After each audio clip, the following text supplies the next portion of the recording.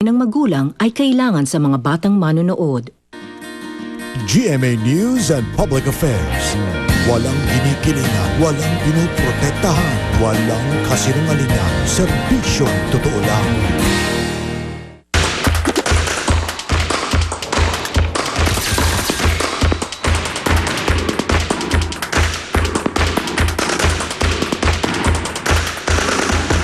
Ako po ang inyong kapuso, Jessica Soho. Ngayong gabi, So call me maybe. Hey, I just met you. kantang lumikha ng ingay sa buong mundo. Here's my number. So call me maybe. And all the other boys try to chase me, but here's my number. So call me maybe. But here's my number. So call me maybe. Mga bagong gimmick sa pagpapapicture. Click na click ngayon.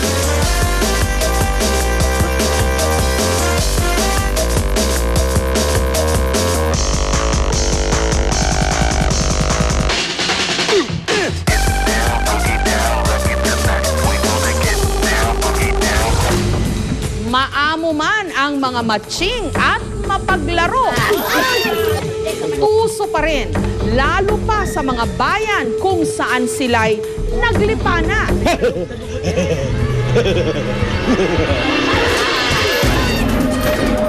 Nakita ko pa yung unggoy sa may ulo niya. Una-shock po ako, nagsigaw po ako at saka umiiyak po ako. Yung anak ko na dumudugo yung ulo.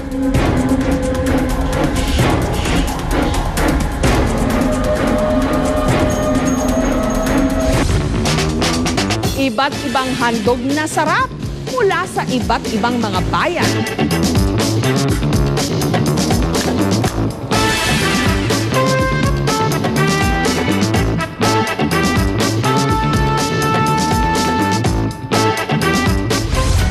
Mga sakit ng mga matatanda, umaatake na rin ngayon sa mga bata.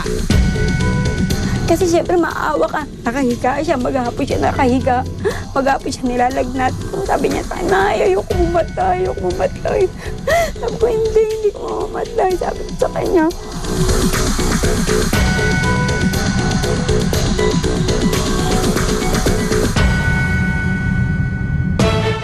Successful rescue operation. Ay sinasamahan natin sila habang sila ay papunta sa Fort Bonifacio. Just one of the many hotels here in Tuguegarao. Nabugbog na ang buksingero si Andaga. Accept the Peabody is Jessica Soho.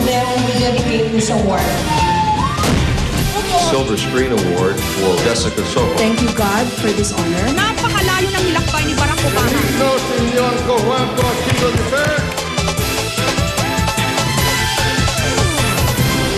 Saang sulok ng Pilipinas ka man mapadpad, tiyak na may mahahanap at masisimot kang sarap.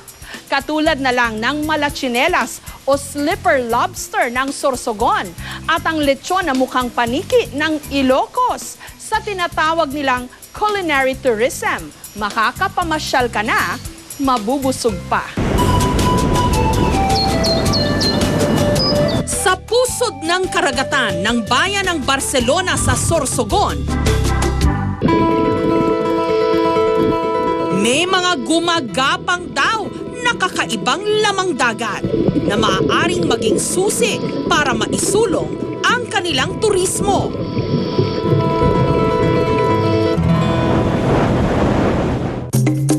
Tila armado ito ng sandamakmak na matutulis na tinik sa kanyang balat at mga matang hindi kumukurap.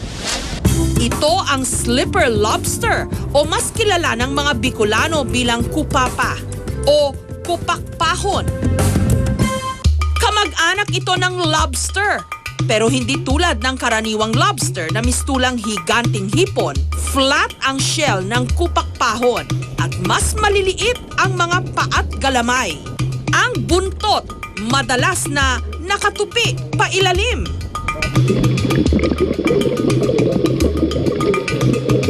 Kapag gumagapang, paabante ang galaw. Pero kapag lumalangoy na, paatras parang hipon. Sa mga mga butas ng bato sa ilalim ng dagat naglulungga ang mga kupakpahon. Presyong ginto ito, 1,000 pesos kada kilo. Matinikman. Wala itong kawala sa lambat ni Eduardo.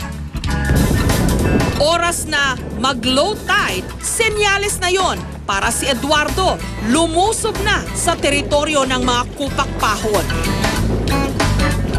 Matapos ang halos 30 minutong paglalakad sa mababang bahagi ng dagat, narating ni Eduardo ang isang lagoon na may lalim na halos 10 talampakan.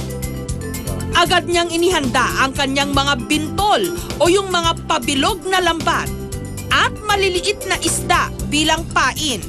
Nilalagay yung pain dito para maamoy nung lobster kung hindi yung papa. Tsaka tinatakpan to. Yan, ganyan.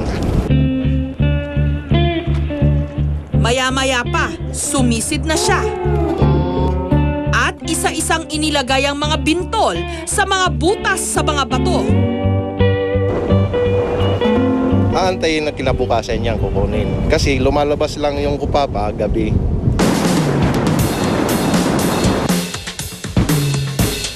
Naglagay rin siya ng bitag sa ilalim ng mga batuhan na binabagsakan ng alon. Pero lubhang delikado raw ito, kaya tinansya muna niya ang hampas ng tubig. Minsan, pag hindi namin kaya, pag alam na namin na talagang delikado na, hindi na kami pupunta ron.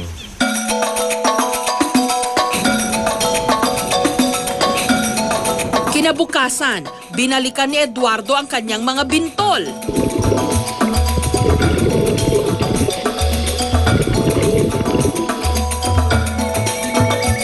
Bihag na ng mga ito ang mga kupakpahon.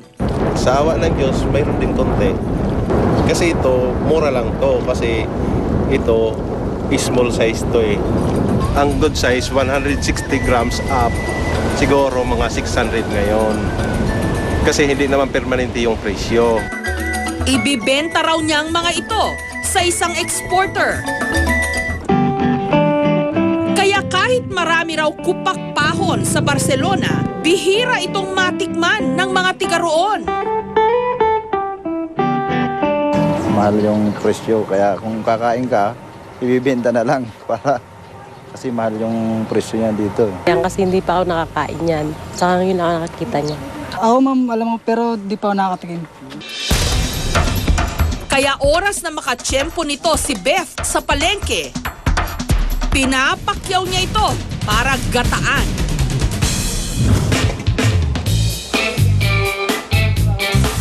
Ginataan ko pahon to. Matapos pakuluan ang gata na tinimplahan ng asin, bawang at sibuyas, isinama na niya ang mga kupakpahon. At para maglasang Bicolano ito, sinahugan niya ng sili. Pinakuluan sa loob ng 30 minuto. Pwede rin ito himayin, panghalo sa pansit. Yung lobster at saka yung alimango marami. Ito, konti lang laman ito eh.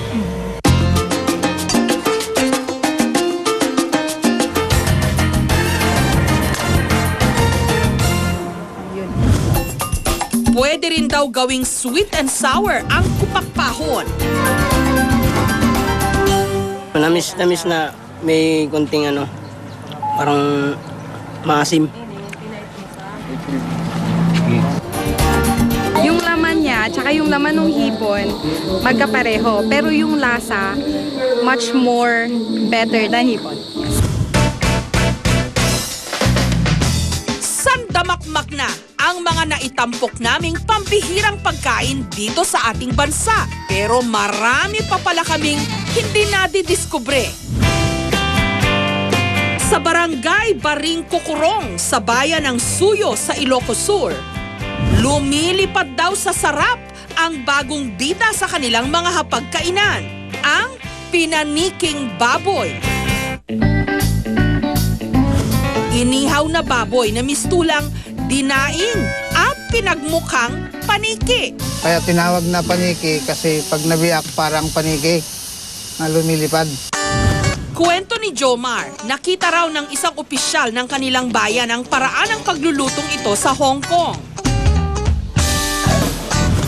Kailangan daw organic ang kakatayin o yung hindi pinakain ng anumang may sangkap na kemikal. Ang organic na baboy, puro gulay lang ang kinakain kaya mas masarap. Matapos katayin ng baboy, biniyak ito sa gitna. Tinanggalan ng mga lamang loob. Linuluto namin sa dinuguan. At saka iflinat. Kaya i-flat para pantay ang ihaw. Tinimplahan ng asin at iba pang pampalasa. At saka idinarang sa baga ng mahigit 1 oras. Ang resulta,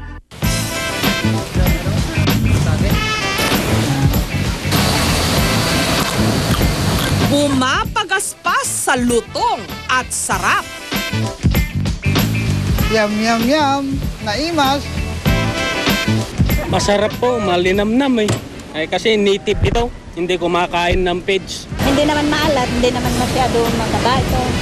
Yung lechon, taba-taba. Ito, hindi naman masyado mataba.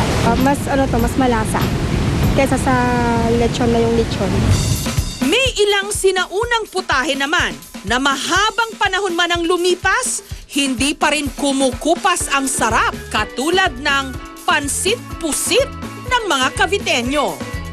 Hindi tulad ng ibang pansit na mamula-mula o kulay brown, ang pansit-pusit nangingitim. Pangunahing sangkap kasi nito, pusit.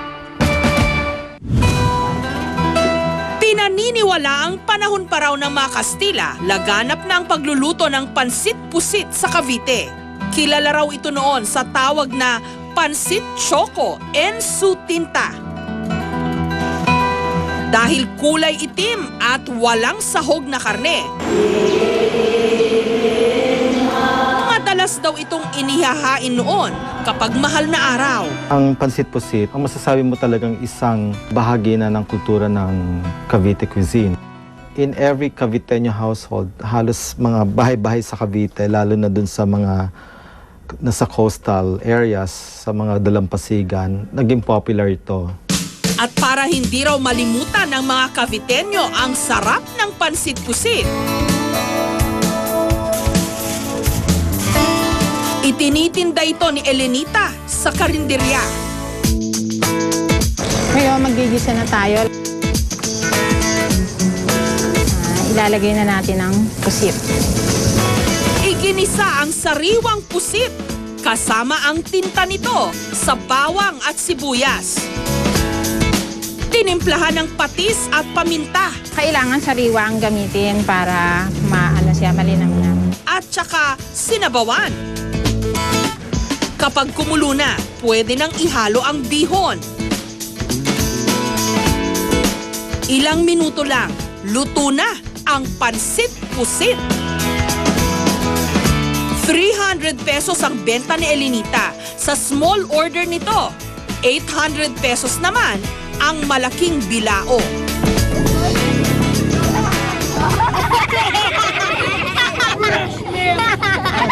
Sarap tayo, may konti nga lang. Tsaka yung gulay natin masarap.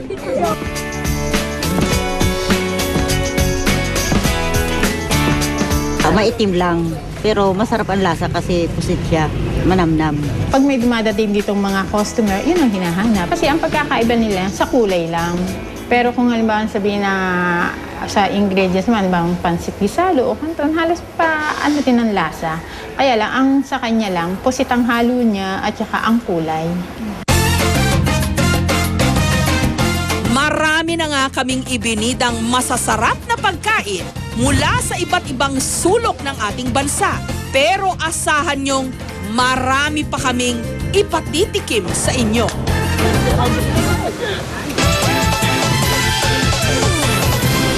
Susunod, man ang mga matching at mapaglaro. Tuso pa rin, lalo pa sa mga bayan kung saan sila'y naglipana.